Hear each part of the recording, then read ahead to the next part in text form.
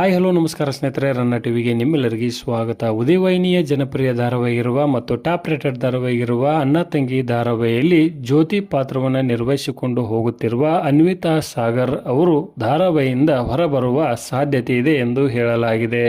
ಇದರ ಬಗ್ಗೆ ಸಂಪೂರ್ಣವಾಗಿ ಇಂದಿನ ವಿಡಿಯೋದಲ್ಲಿ ತೆಗೆದುಕೊಂಡು ಬರೋಣ.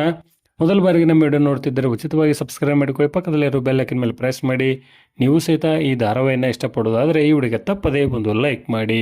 ಉದಯವಾಹಿನಿಯ ಜನಪ್ರಿಯ ಧಾರಾವಾಹಿಗಿರುವ ಅಣ್ಣ ತಂಗಿ ಧಾರಾವಾಹಿಯಲ್ಲಿ ಪ್ರತಿಯೊಂದು ಪಾತ್ರವು ಸಾಕಷ್ಟು ಪ್ರಾಮುಖ್ಯತೆಯನ್ನು ಪಡೆದುಕೊಂಡಿದ್ದು, ಜ್ಯೋತಿ ಪಾತ್ರವು ಸಹಿತ ಅಷ್ಟೇ ಪ್ರಾಮುಖ್ಯತೆಯನ್ನು ಪಡೆದುಕೊಂಡಿದೆ. ಇತ್ತೀಚಿನ ಕಥೆಯಲ್ಲಿ ಜ್ಯೋತಿ ಪಾತ್ರವು ನೆಗೆಟಿವ್ ರೋಲ್ಗೆ ಬದಲಾವಣೆ ಆಗುತ್ತಿರುವ ಕಾರಣಕ್ಕಾಗಿ ಈ ಧಾರಾವಾಹಿಯಲ್ಲಿ ಜ್ಯೋತಿ ಪಾತ್ರವು ಬದಲಾವಣೆಯಾಗುವ ಎಲ್ಲ ಸಾಧ್ಯತೆ ಇದೆ ಎಂದು ಹೇಳಲಾಗಿದೆ. ಜ್ಯೋತಿ ಪಾತ್ರವನ್ನು ನಿರ್ವಹಿಸಿಕೊಂಡು ಹೋಗುತ್ತಿರುವ ಅನ್ವಿತಾ ಸಾಗರ್ ಅವರು ಜಿ ಕನ್ನಡದಲ್ಲಿ ಅಮೃತಧಾರೆ ಧಾರಾವಾಹಿಯಲ್ಲಿ ಮಲ್ಲಿ ಪಾತ್ರವನ್ನು ನಿರ್ವಹಿಸಿಕೊಂಡು ಹೋಗುತ್ತಿದ್ದಾರೆ.